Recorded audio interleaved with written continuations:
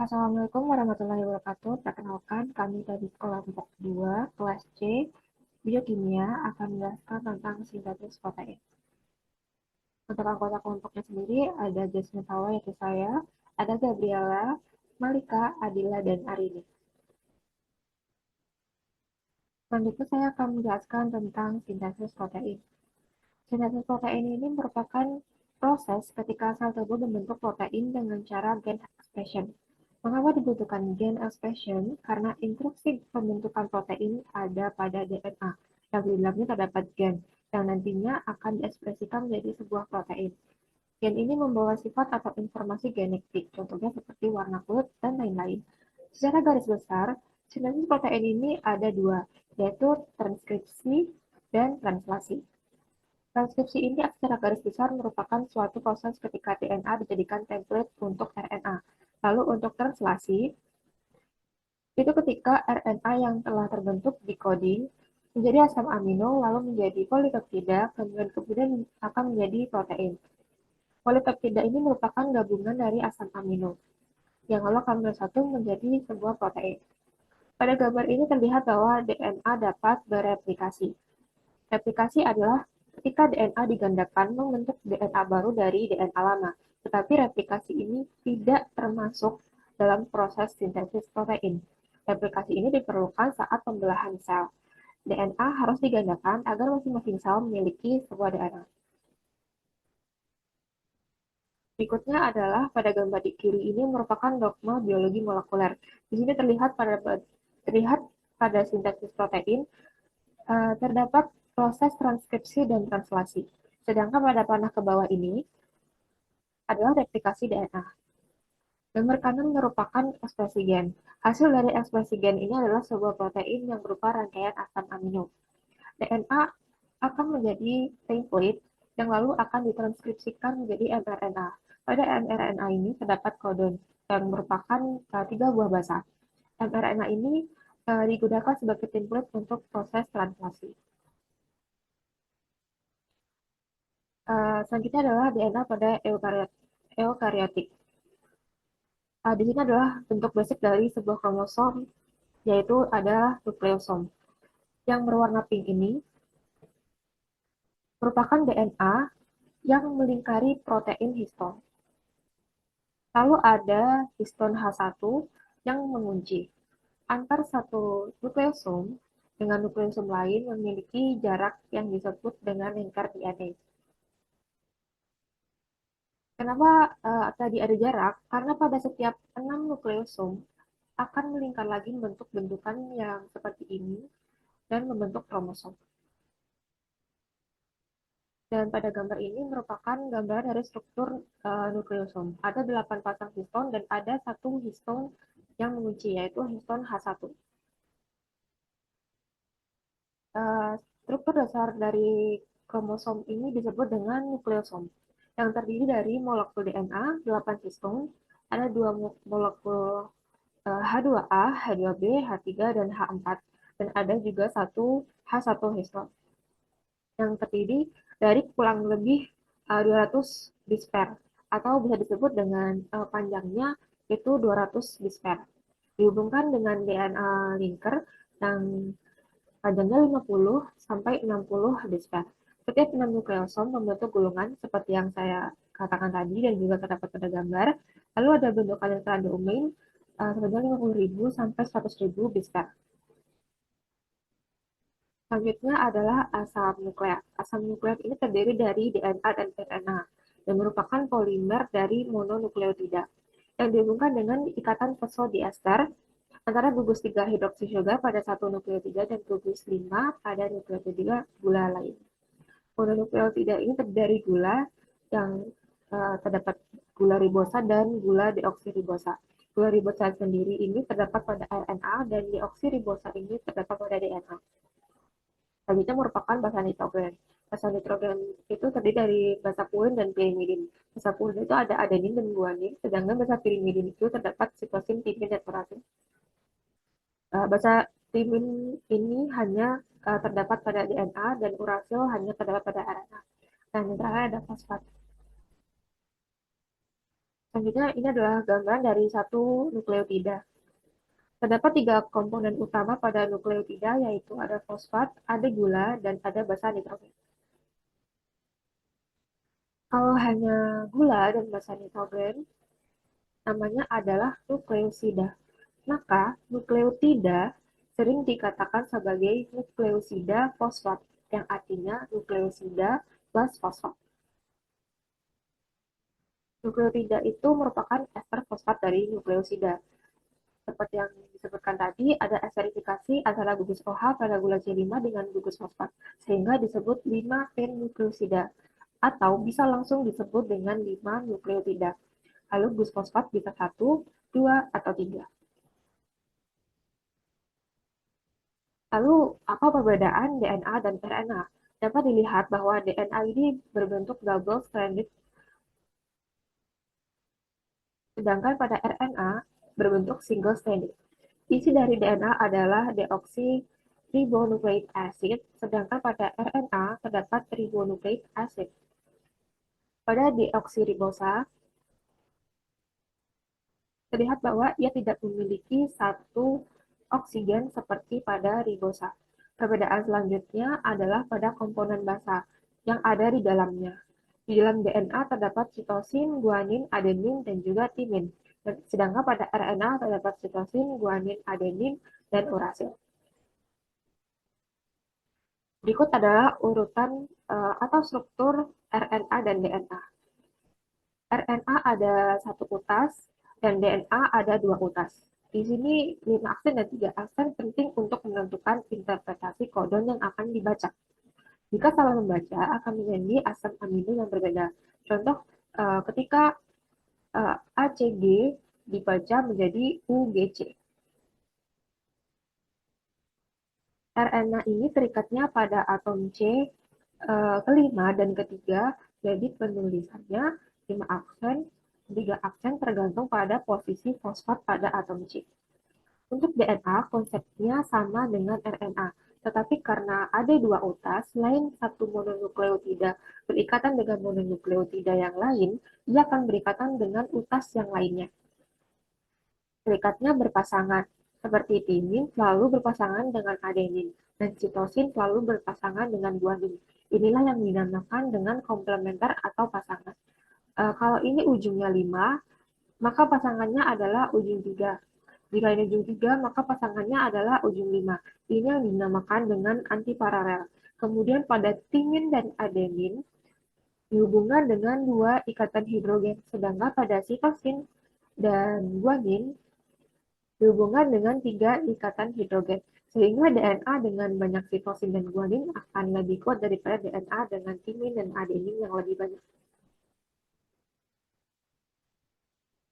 Berikut merupakan gambaran dari DNA. DNA ini merupakan membawa informasi genetik, mengekspresikan sifat genetik. Hasil dari gen expression adalah dapat berupa protein atau RNA. Lokasi DNA ini terdapat pada prokariot dan juga eukariot. Pada prokariot dapat ditemukan dalam kromosom membran sel sitoplasma di luar kromosom, sedangkan pada eukariot bisa ditemukan pada nukleus dan organel, contohnya pada mitokondria.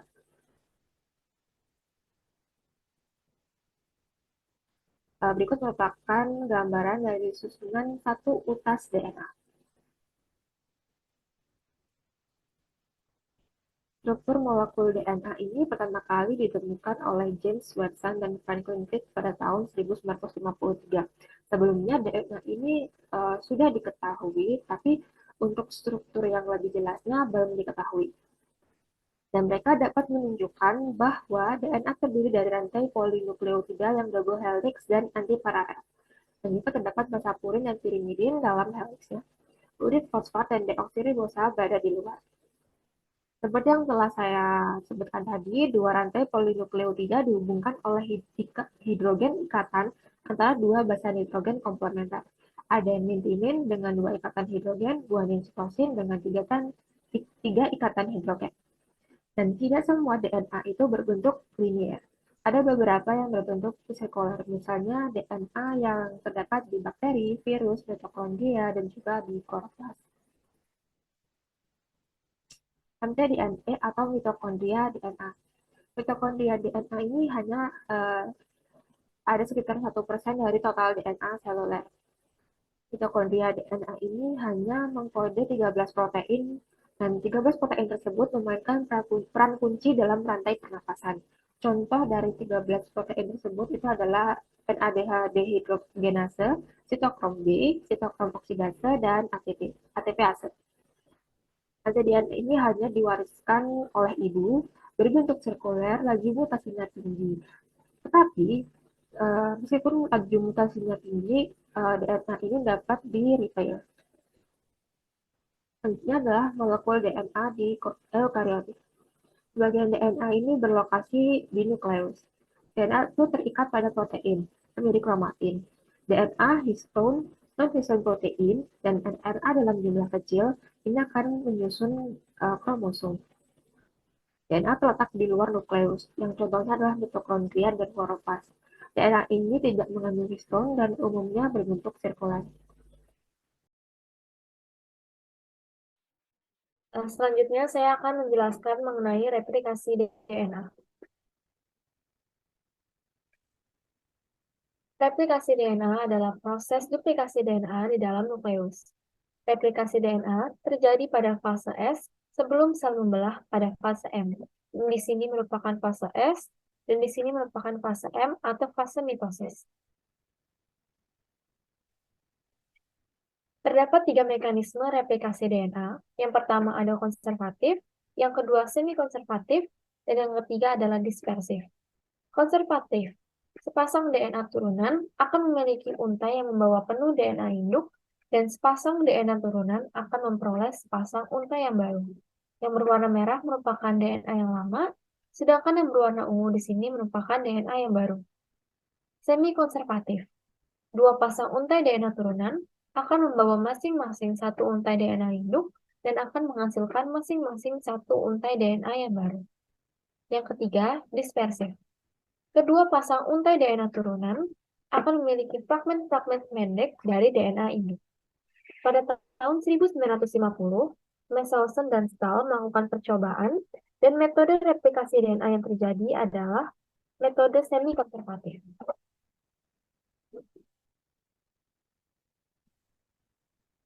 Selanjutnya, merupakan proses replikasi DNA. Untai DNA helix ganda diluruskan pilinannya dengan topoisomerase. DNA helix ganda yang sudah lurus dibuka ikatan hidrogennya menggunakan helikase. Di sini yang berwarna ungu. Untuk mencegah DNA terpilin kembali, kedua untai diganjal oleh SSB protein atau single stranded DNA binding protein. Untuk menandai bagian awal replikasi, DNA diberi pembatas primer berupa RNA oleh enzim RNA primase. Di sini merupakan yang berwarna hijau.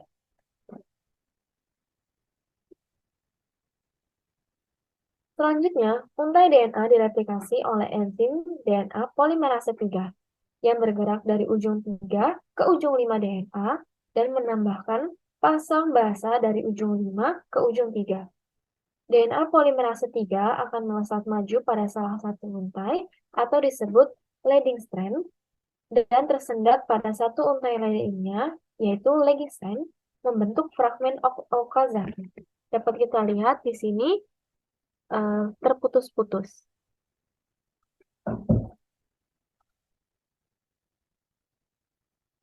RNA primer akan diubah menjadi pita DNA menggunakan enzim DNA polimerase 1. RNA primer di sini yang merupakan tadinya berwarna hijau.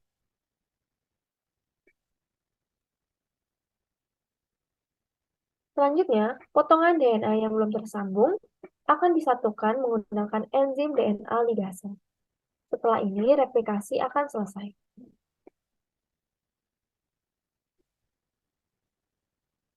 Enzim maupun protein pada replikasi DNA ada yang pertama helikase, yang kedua RNA primase, yang ketiga DNA polimerase 1, yang keempat DNA polimerase 3, dan yang terakhir adalah ligase. Ya, selanjutnya adalah transkripsi, yaitu pembentukan mRNA dari rantai DNA. DNA strand komplementer dengan RNA transkripsi. Jadi, satu utas DNA akan menjadi template dan komplemennya membentuk mRNA. Hubungan antara urutan transkrip RNA dan gennya di mana untai pengkode dan template ditunjukkan dengan polaritasnya.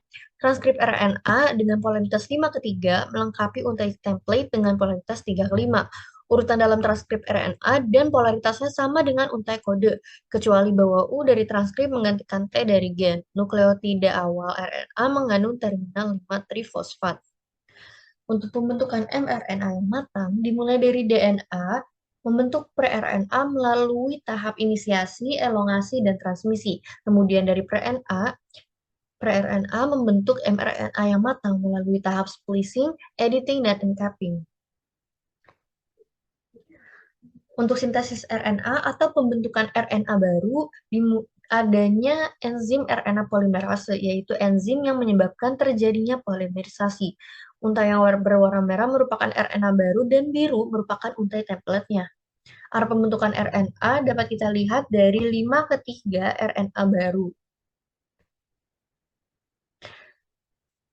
Sintesis RNA atau pembentukan RNA baru dimulai dengan adanya yang disebut tata box, seperti berikut dan berikut. Kemudian sebelum adanya tata box, terkadang pada struktur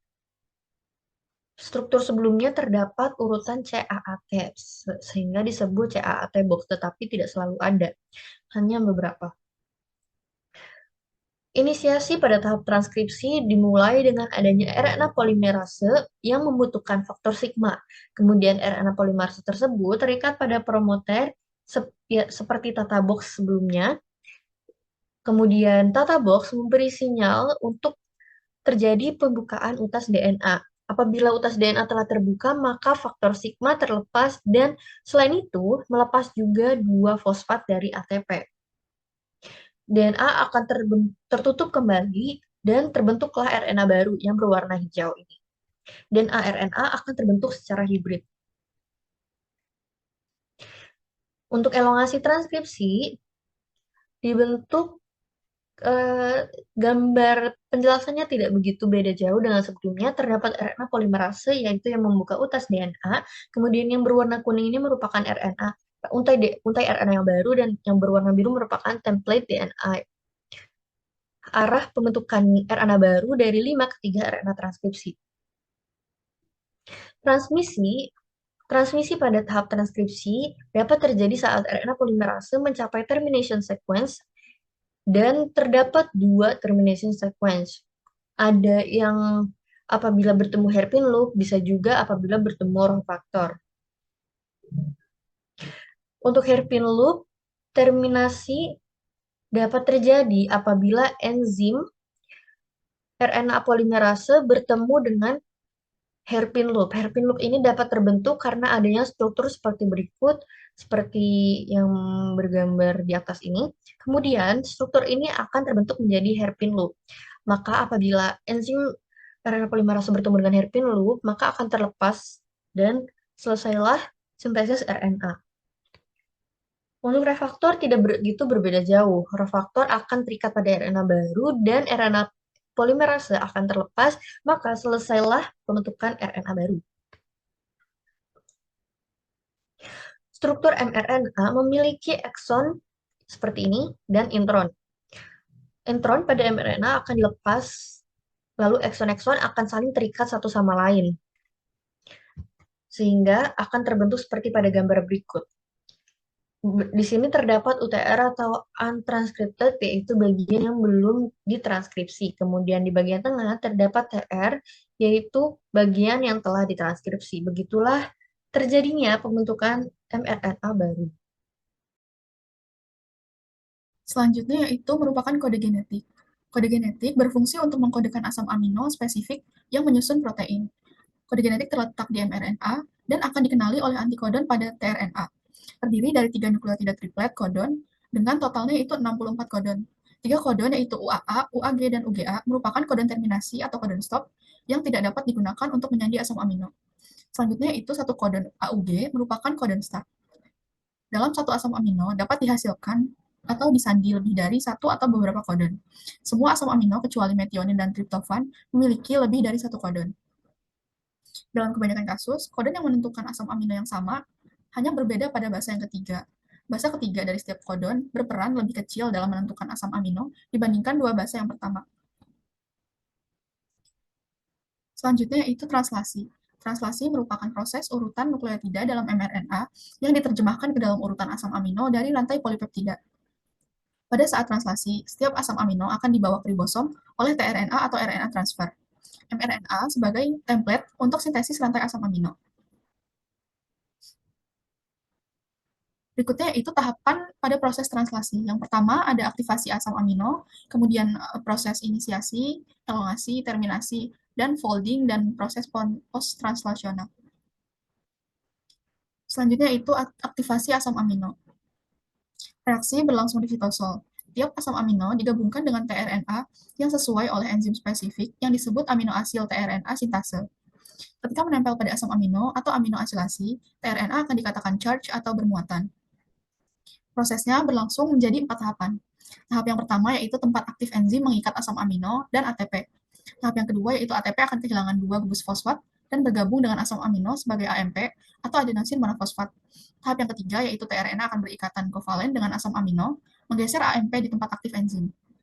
Tahap yang keempat yaitu enzim akan melepaskan tRNA aminoasil yang disebut asam amino teraktivasi. Tahap selanjutnya itu inisiasi. Dimulai dari subunit ribosom kecil akan mengikatkan diri pada mRNA dan tRNA inisiator khusus. Subunit kecil ribosom ini akan melekat pada segmen leader pada ujung 5 dari mRNA, yaitu di upstream.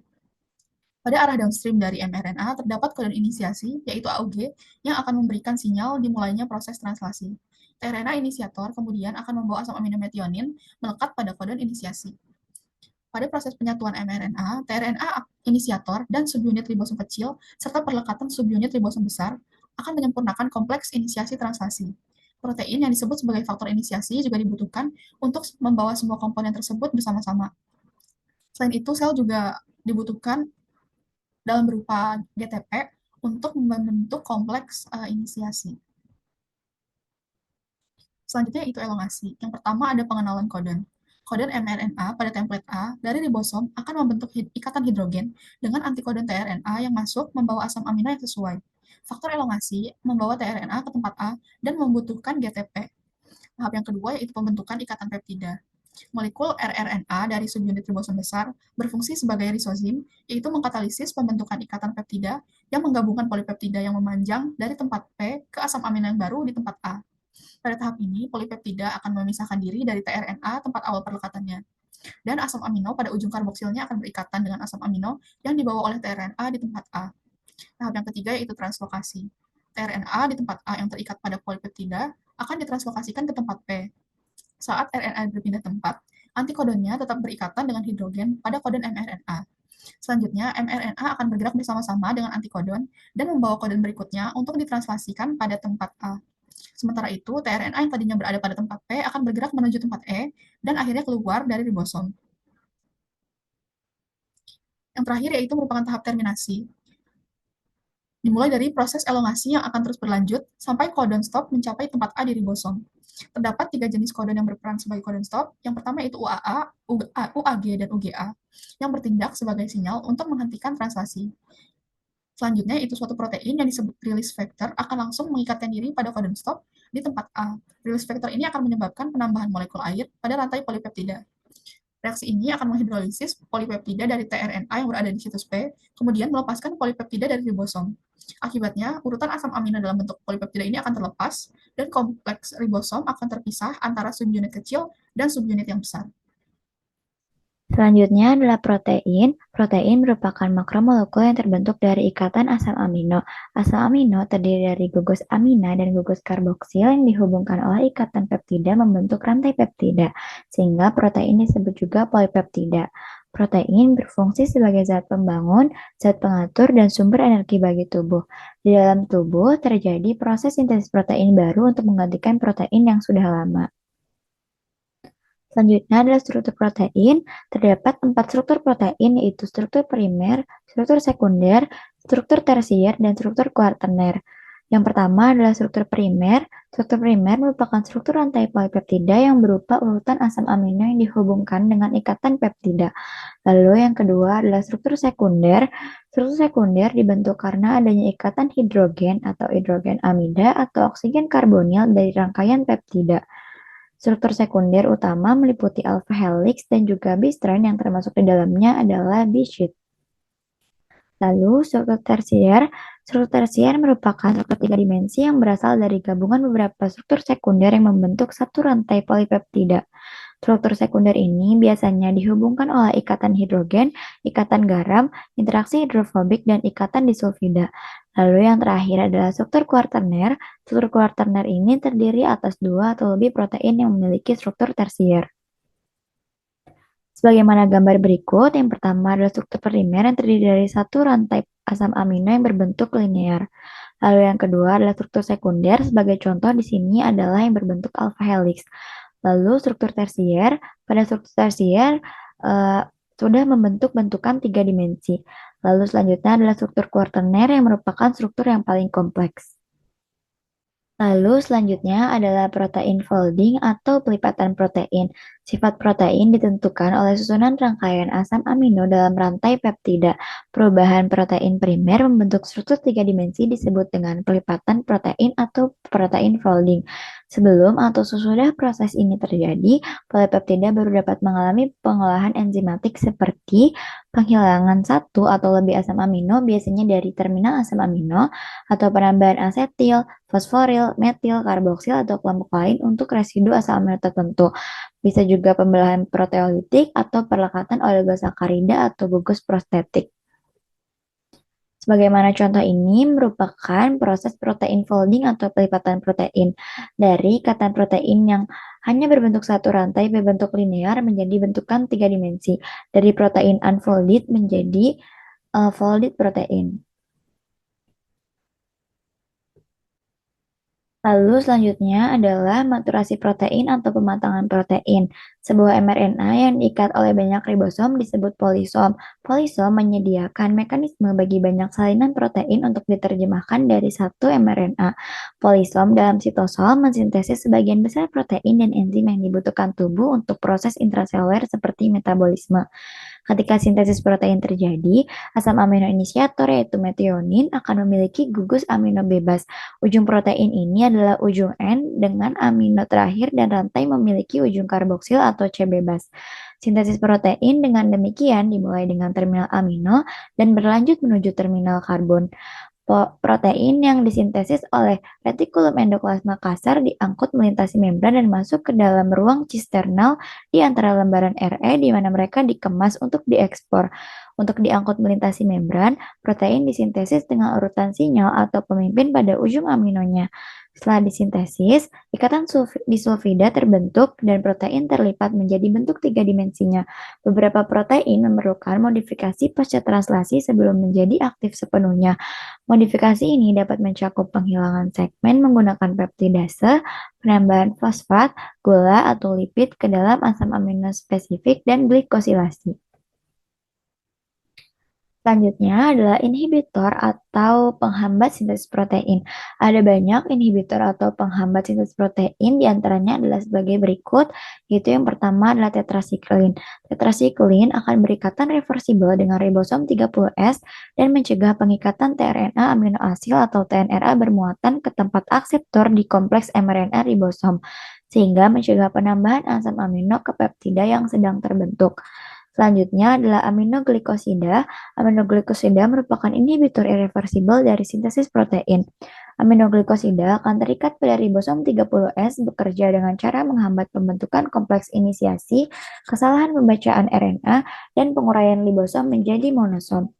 Lalu selanjutnya ada mikrolida. Mikrolida sendiri terdiri dari eritromisin, klaritromisin, dan azitromisin.